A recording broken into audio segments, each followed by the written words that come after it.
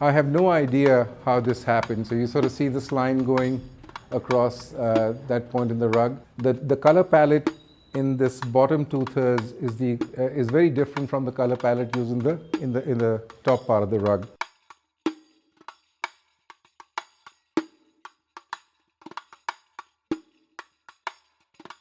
So my guess is that what happened is the weaver wove up until that point in the rug in one season. These guys were nomads, so they were mountain people. They'd need to go wherever there was pasture for their animals. So they would be at the top of the mountain in the summer, at the base of the mountain in the winter.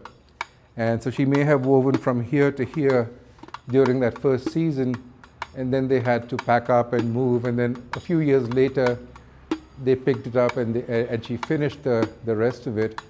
And by that time, she was not able to probably make the colors, or she was probably doing it deliberately.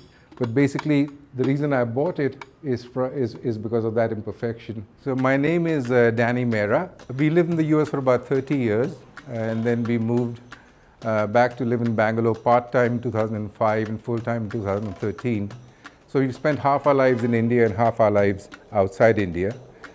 My career was all about logic and rational thinking and so forth. I worked mostly with Wall Street firms in finance and risk management. And this was a hobby that was given to me by my late mother-in-law. She gifted us the first 2 carpets that we had ever seen the day we got married back in 1983. This collection comes from the old Silk Route. So basically countries that span between China on the east and Europe or the Roman Empire on the west. And the Silk Route sort of crisscrossed all the geographies. A lot of people collect paintings. I collect these as works of art. And we've been to some of these countries, just a few of them. And we found that when we go for short trips, you really can't buy these things in those countries. What you find are souvenirs and tourist objects. To find these, you basically have to hunt them down, and you find them either in auctions from other collectors, sometimes in museums, deaccession pieces. It's different from a coin collection where you know which coins you're missing, so you start to go after finding those coins. Here you don't know what you're missing till you see it. And when you see, the idea basically is to find something you've never seen before. And the more you see, the less of that becomes a harder problem. So that's what I'm looking for. This is an example of patina. So this is also agave.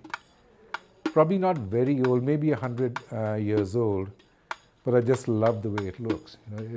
You can sort of see what it's been through, and it's become probably even more attractive than it was when it was young. See those streaks of blue, the streaks of yellow? So those, I think, have been added over the years. So they may have been repaired, they may have just been added for very whimsical, very, very whimsical. I call my collection perfectly imperfect. So I look for imperfections, nuances that a tribal weaver basically accomplished in the art she created. So these are all made by nomadic people. Most of them are 19th century. There are some that are slightly older, some that are slightly younger. They're all made of wool. That's what they had access to. They had their own livestock and so forth. And they used to dye the colors from natural substances like vegetables and fruits and plants and even insects. And the men would do the shearing of the sheep. So they would shear the sheep 2 or 3 times a year, remove the wool, wash the raw wool. The women would card and spin the wool into yarn. Then the men would do the dyeing. So each of these carpets that you see most likely was woven by one weaver, who was always a woman. So I found a guy who grew up making carpets. He's from Bombay, but he used to go back and forth to Kashmir. So somebody introduced me to him. He came here from Bombay, moved his family. He was with me for about 8 years. And he didn't know anything about tribal carpets, but he was a genius with a needle. So I would tell him what I'm thinking about, and he'd be able to execute it.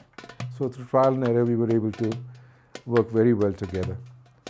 So it's been about, in the past 8-9 years, I've focused on basically curating and conserving my collection.